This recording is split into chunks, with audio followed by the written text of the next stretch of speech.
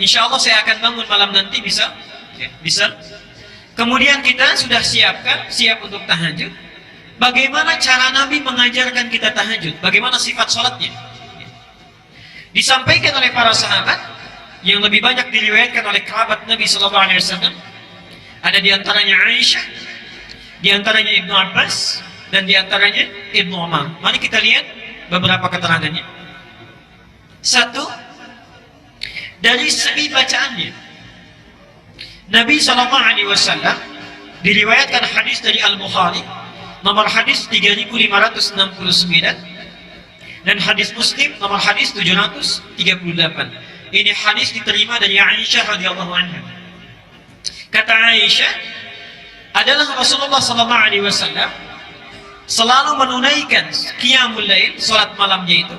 Selalu menunaikan salat malamnya, baik di Ramadan ataupun di luar Ramadan. Kata Aisyah, itu ditunaikan dengan 4 rakaat. Jangan tanya tentang bagus bacaannya, jangan tanya tentang panjang bacaannya. Kadang disatukan, jangan tanya tentang panjang dan bagusnya. Artinya apa? Sunnah saat kita menunaikan tahajud, mohon maaf, kita bisa fokus di sini. Sunnah saat menunaikan tahajud sedapat mungkin dibaca dengan tartil, berapapun ayat yang bisa kita hafalkan dan bisa kita baca. Sedapat mungkin dibaca dengan tartil. Mari kita lihat sebentar. Saya beri contoh. Misal,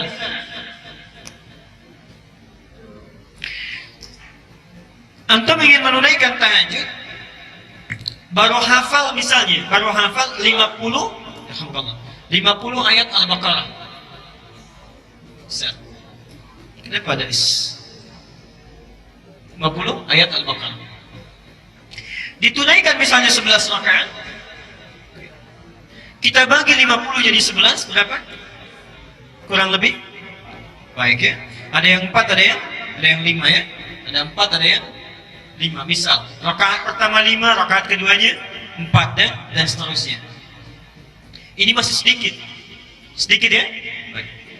4 ayat itu tidak banyak. Alif lam mim dzalikal kitabu la raiba fihi hudan lil muttaqin alladzina yu'minuna bil ghaibi wa yuqimuna as-salata wa mimma razaqnahum yunfiqun. Kemudian walladzina yu'minuna bima unzila ilaika wa ma unzila min qablik wa bil akhirati hum. Sudah selesai. Allahu akbar. Tidak banyak kan? Baik.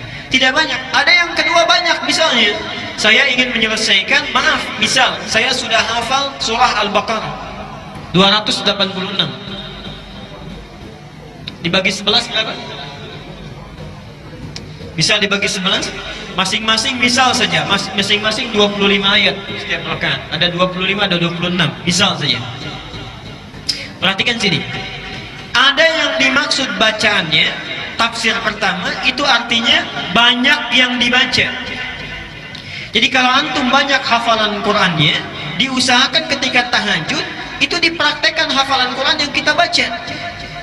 Makanya ada manhaj dalam hafalan Quran, puncak kita mengulang hafalan kita itu ditunaikan saat tahajud.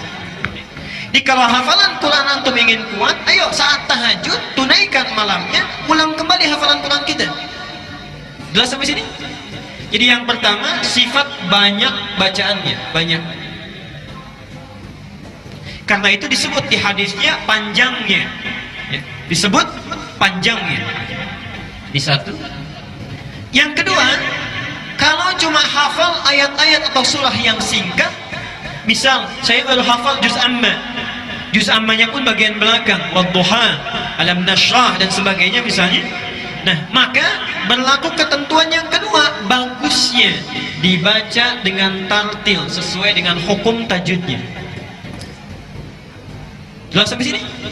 Kalau hafalnya sedikit, baca pelan-pelan, jangan terlalu cepat. Maaf, sifat bacaan itu ada 3 cara. Satu disebut dengan hadr. Hadr itu membaca Quran dijadikan 2 harakat panjangnya, cuma 1 detik. Misal, Alhamdulillahi Rabbil Alamin Ar-Rahmanir Rahim Maliki Yaumiddin. Di setiap 1 detik 2 harakat, itu disebut dengan qiraah hadr, cepat. Biasanya ini bacaan di sholat sunnah yang berjamaah, tarawih misalnya, maka disunnahkan membaca yang ini, hadr.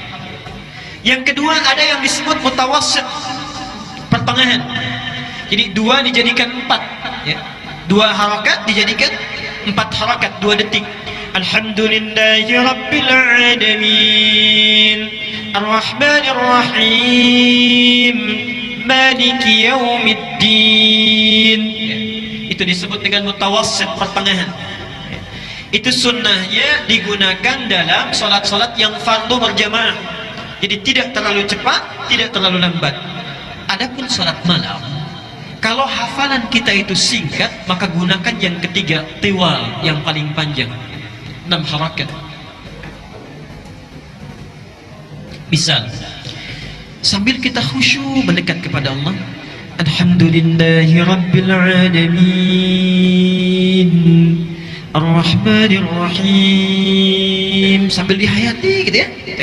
Itu insya Allah rumusnya, kata Aisyah, baca walaupun sedikit dengan bagus, ambil yang paling akhir. Jelas sampai sini? Baik. Nah, bacaan seperti itu yang akan menyentuh ke dalam jiwa. Kalau antum bangun malam tapi bacaannya kecepatan, itu juga tidak akan berpengaruh kepada jiwa.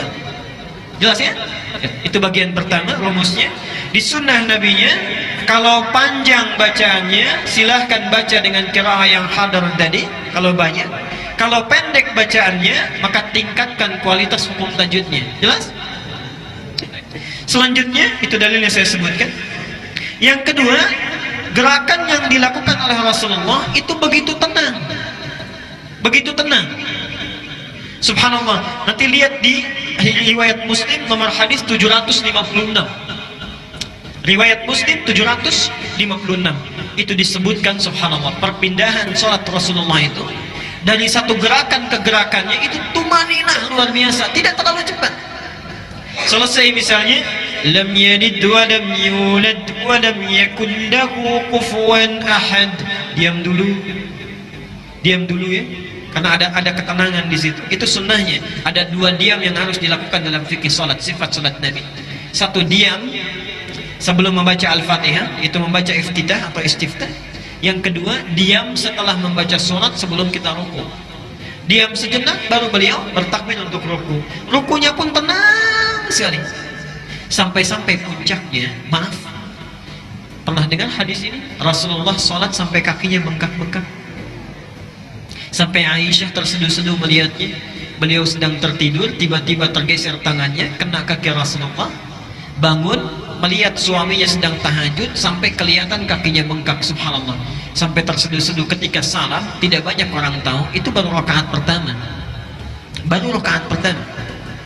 Kata Aisyah, kenapa lahir hadis ini? Jangan tanya panjang dan bagusnya, karena panjangnya bacaan Nabi, sekalipun cuma 3 surat, surat itu yang dibaca Al-Baqarah, Ali Imran, An-Nisa.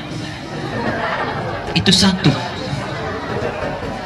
Dan ketika dibaca, tartilnya luar biasa, ya. Hebatnya lagi, itu baru bacaannya.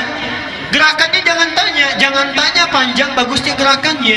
Begitu rukunya lama, dirasakan mendekat kepada Allah, ya. Karena Nabi tahu kalau siang pasti sibuk dengan umatnya. Kapan lagi ketemu Allah kalau bukan malam? Karena itulah ketika salam ditanya oleh Aisyah, ya Rasulullah, lima hakadha? Rasulullah, kenapa mesti seperti ini? Alam takun maqbulan, alam takun ma'suman? Bukankah engkau telah dijamin masuk surga dan bebas dari kesalahan? Apa jawab Nabi? Afala akunu abdan syakura? Apa aku tidak boleh menjadi hamba yang bersyukur? Jadi sunnahnya, kalau antum ingin menunaikan tahajud, 1, lihat rumusnya, bacaan bukan sekedar dibaca, tapi dihayati apa yang kita baca. Jadi kalau bisa sebelum kita baca dulu terjemahannya, tahu artinya. Jadi begitu kita membaca, hati langsung menghayati. Yang kedua, lakukan gerakan dengan tumakninah, karena setiap gerakan itu ada doa-doa yang dikabulkan. Contoh, dalam ruku Nabi melarang membaca Quran karena di situ ada potensi doa yang bisa dikabulkan. Dalam sujud, bahkan Nabi menyampaikan hadis riwayat Ibnu Abbas, ya, keadaan antara hamba dengan Allah yang paling dekat itu saat sujud, wa huwa sajidun fa'akthirud doa, maka perbanyak doa saat sujud. Subhanallah, antum berada langsung bersama Allah di keheningan malam, Bahkan hadisnya qudsi, Allah sedang menunggu, kenapa tidak kita manfaatkan? Kalau orang tahajudnya benar, itu 2 rakaat saja bisa lebih daripada 15 sampai 20 menit barangkali. Enak gitu. Jalannya. Yuk lanjutkan. Sekarang berapa jumlah rakaatnya? Pelan-pelan. Kaidah umumnya, tahajud itu tidak memiliki batas rakaat. Kaidah umumnya. Oke? Nabi pernah menyampaikan dalam hadis riwayat Ibnu Umar, ini saya sampaikan dalilnya. Yang ini saya langsung tuliskan karena tidak banyak orang yang biasa mendengarnya. Ya. Lihat di sini ringkasan dalilnya. Ada di Al-Bukhari nomor hadis 460, Muslim 1782 dan At-Tirmidzi nomor hadis 437. Dari Ibnu Umar, lihat rumus pertamanya. Salatul laili, salat malam itu, cara menunaikannya masna. Silakan lakukan dengan 2-2. Jadi 2 rakaat salam, 2 rakaat salam. Fa idza khashiya ahadukumus subha shalla rak'atan wahidatan tutiru lahu ma qad shalla. Kalau sedang menunaikan 2-2 itu tiba-tiba tidak sadar sudah dekat ke subuh, maka langsung tutup dengan sekali witir.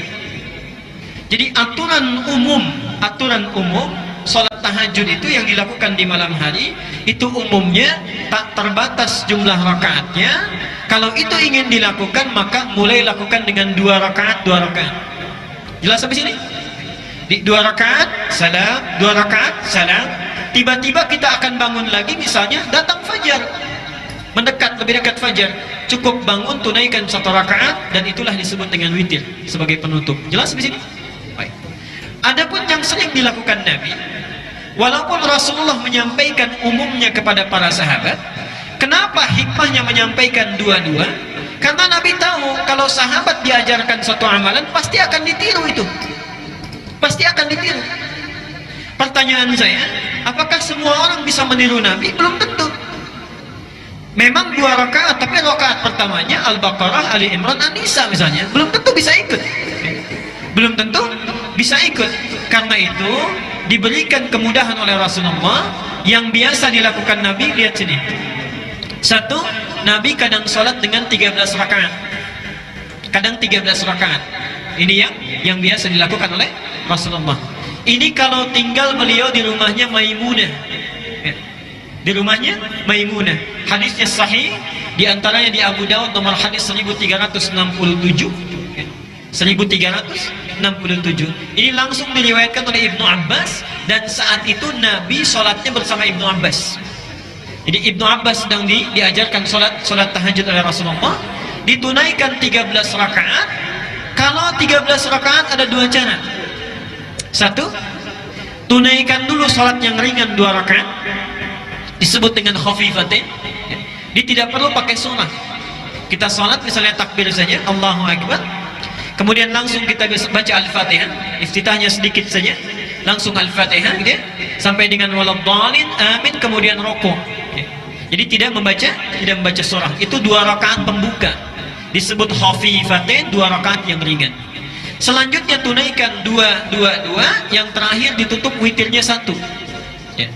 Jadi kalau antum ingin menunaikan sholat yang 13 rakaat, maka rumusannya formula 1, 2 rakaat ringan. Kemudian selanjutnya masuk tahajud 2 rakaat sampai dengan ke-10-nya, ya. Kemudian setelah itu tutup dengan 1 witir. Yang kedua, kalau beliau menginap di rumah Aisyah, itu yang sering dilakukan adalah 11 rakaat. 11 rakaat. Formulanya bagaimana? Ya kita lihat hadisnya sahih.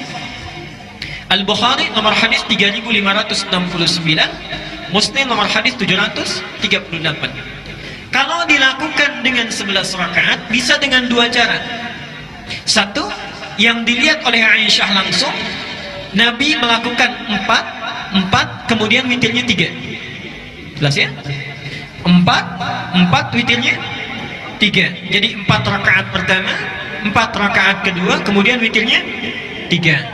Tapi ketika Nabi menyampaikan kepada sahabat yang lain, subhanallah, 11 ini diberi pilihan. Bahkan bahasa Nabinya masna.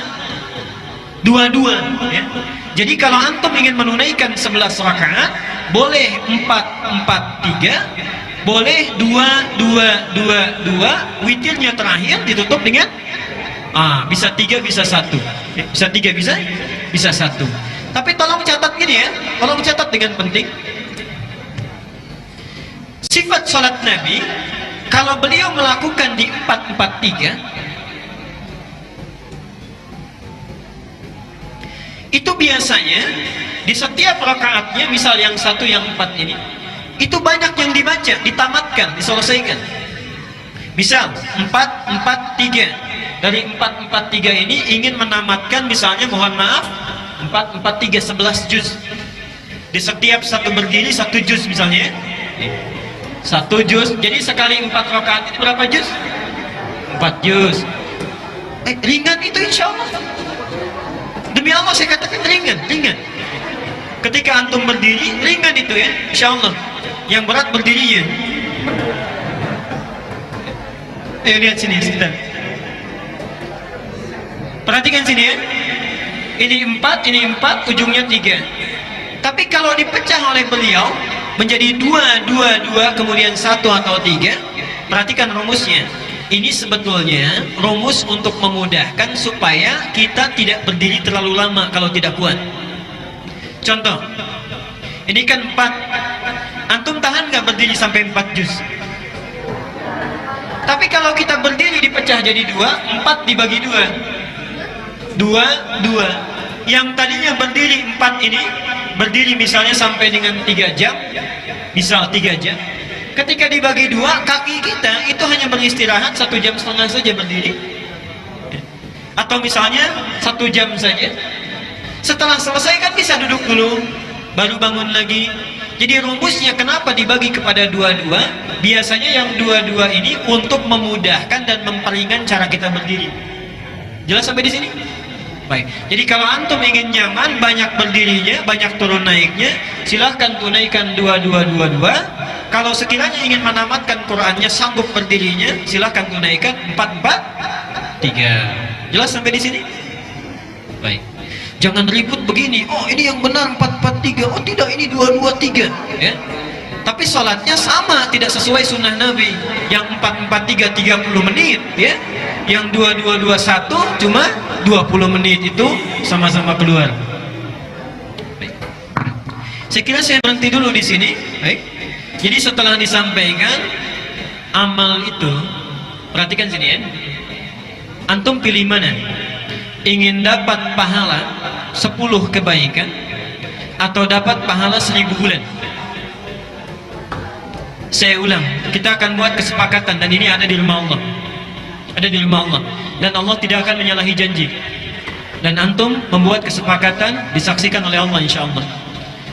Ada tawaran, dapat 10 kebaikan pahala, dapat 1000 bulan. Ingin nomor 1, nomor 2? Saya ulang. Ibu-ibu itu pintar itu kalau hitung gitu ya. Nanti saya berikan rumus ibu-ibu itu ya. Baik. Ada tawaran, gak ada yang ketiga, cuma 2. Pilih salah satu. Ingin dapat 10 kebaikan, ingin dapat 1000 bulan. Baik, dua-duanya, gak ada masalah. Baik, alhamdulillah. Perhatikan sini ya. Yang gak jawab masih ragu-ragu itu. Kalau antum bawa ilmunya saja hari ini, itu dapat 10 kebaikan. Tapi kalau antum amalkan malam ini, ilmu yang langsung diamalkan dengan amalan, perhatikan, yang langsung diamalkan dengan amalan, itu minimal pahala yang kita dapatkan 1000 bulan kebaikan. Kita mengamalkan amal ibadah dengan ilmunya, itu bedanya 1000 bulan dengan yang hanya sholat tanpa ilmu. Satu. Jadi kalau antum tekad malam ini bisa bangun, kita tunaikan, setidaknya Allah memberikan pahala yang banyak. Kalau ditambah dengan baca Quran, hadisnya sahih. Misal, setelah sholat kita perbanyak istighfar, kemudian tilawah Quran. Perhatikan hadisnya sahih sekali. Orang yang membaca Al-Quran, kemudian dia mengamalkan kandungannya, maka akan dibangkitkan saat yaumul hisab, membawa mahkota yang sinarnya sangat terang, lebih terang dari mentari yang masuk ke dalam rumah-rumahnya, dipakaikan di kepala kedua orang tuanya. Saya ingin tanya, maaf ya, sampai detik ini antum sudah semaksimal apa berbuat baik kepada kedua orang tua? Jangan katakan orang tua saya sudah tidak ada mantan orang tua. Oke. Sudah sebaik apa? Kalau maaf ya, tolong dibawa ini sampai ke rumah. Kalau antum masih ada orang tua, jangan tunggu hari esok untuk berbuat baik. Muliakan dari sejak sekarang, bagaimanapun caranya. Karena demi Allah saya katakan, saya dari kecil dirawat sampai tumbuh dari SD, masuk ke pesantren sejajar dengan satu thanawi ya, satu SMP. Ayah saya wafat. Saat sudah sanggup kita berbuat satu kebaikan, orangnya sudah tidak ada. Jadi jangan sampai antum mengalami hal yang sama dengan apa yang saya alami. Ada orang tua berbuat baik, jangan sungkan kita. Tapi kalau sudah tidak ada, sulit lagi kita untuk berbuat baik. Kalau antum orang tuanya sudah tidak ada, sekarang diberikan peluang kebaikan. Setiap kita baca Quran mengamalkan, ada peluang kita memberikan mahkota bagi kedua orang tua kita nanti. Awas, hati-hati. Orang tua yang lainnya mendapatkan mahkota, orang tua kita hanya tersenyum atau bahkan sedih, anak kita tidak membawa apa-apa. Karena itu ilmunya sudah saya sampaikan, malam ini tinggal kita praktekkan. Semoga Allah memberikan kebaikan kepada kita semuanya.